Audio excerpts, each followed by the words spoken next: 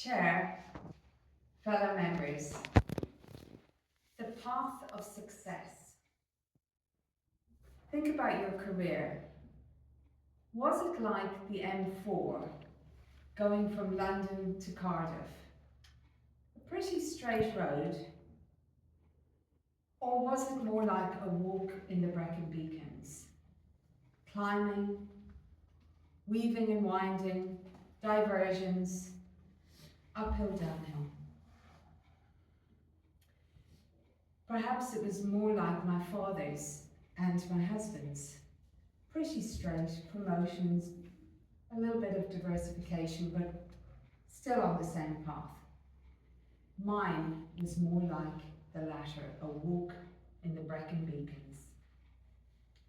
If you were at the Lincoln Speakers Club, you would have heard my first speech, The Potted History of a Public Speaker, aged 0 to 15 3/4.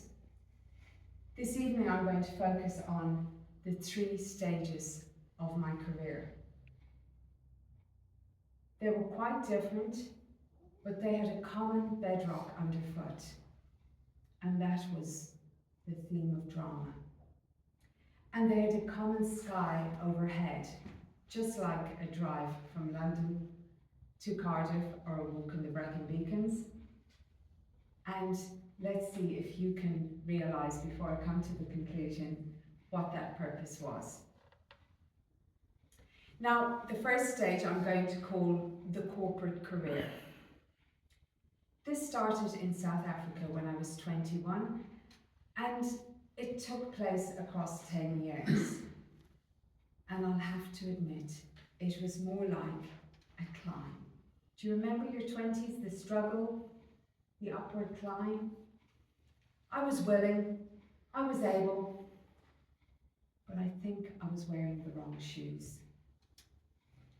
And I'm going to illustrate this not by the successes I had, because I did quite well, especially when I landed in my dream job of international marketing, having studied marketing and administration at a Dublin university, but by the things I didn't quite get right.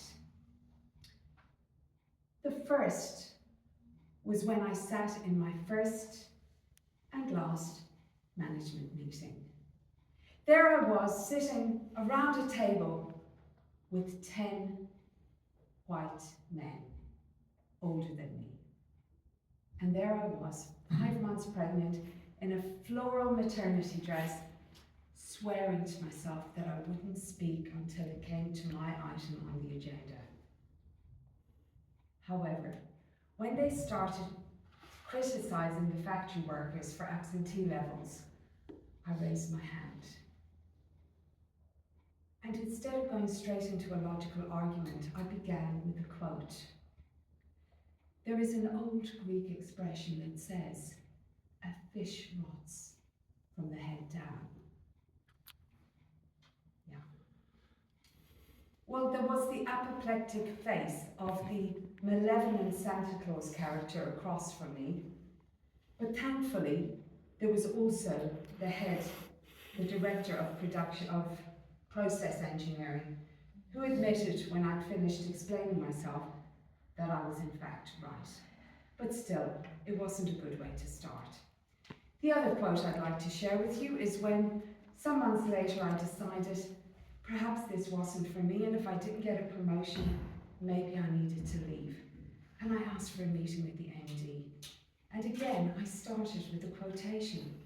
And this time, I think it's a Fiona quotation. As I said to him, I feel like a flea in a jam jar.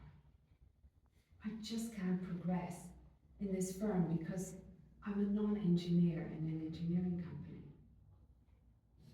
And this brings me very nicely on to my second career. And this was as a speech and drama teacher at Blarney Studio, my own speech and drama studio. I'll call this section the portfolio career because I was raising a family, and when my husband said, as I tried to burn the candle at both ends, parenting and being fantastic in international marketing, apart from the odd inappropriate quote, What will make you happy? I said, I want to become a speech and drama teacher. And so I began to study. And within 3 years, 2 years maybe, I'd opened the doors of Brownie Studio. 4 years of studying, 2 more babies, and I was ready. And I loved it. I taught small children, I taught pre-teens, teenagers, adults. My company motto was, never underestimate the ability you have to enhance and influence the lives of others. And I taught them how to play and how to enjoy life, develop confidence through speech and drama. We then moved to the UK, and I rebranded the studio as Mad Studio, making a difference, because let's face it, Blarney sounds a little bit twee in England. But I was lonely because I'd left all my friends behind, so as well as running the speech and drama studio and parenting, I also worked in admin at some stage. I was a taxi for my children, and I worked at the school where they attended, doing TA, support teacher, and eventually a teacher of English. But the studio motto of Mad Studio was the same. 16 years of being a speech and drama teacher, I decided I'd had enough of children and young people because my own children were going off to university. And so, part 3 of my career journey began, and I call this the wholehearted career. I just did voice and speech coaching, helping leaders and subject matter experts, mostly in STEM, to engage audiences in meetings, on stages, on screen. I was living my purpose. My vision was to level the playing field so that everyone and anyone could step up and speak and be an equal in the room. My mission was to make it real for people through training, coaching.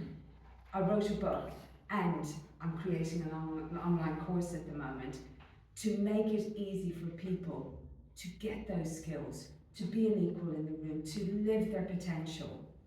And my motto remained the same. So, does it matter if you have a straight line, an M4 type career? Or is it okay to have one that weaves and winds and takes twists and turns and stops along the way, maybe? I don't think so, because what matters is your purpose. Are you making a difference? Have you made a difference? Do you know your why? Are you living your purpose? And do you never underestimate the ability you have to enhance and influence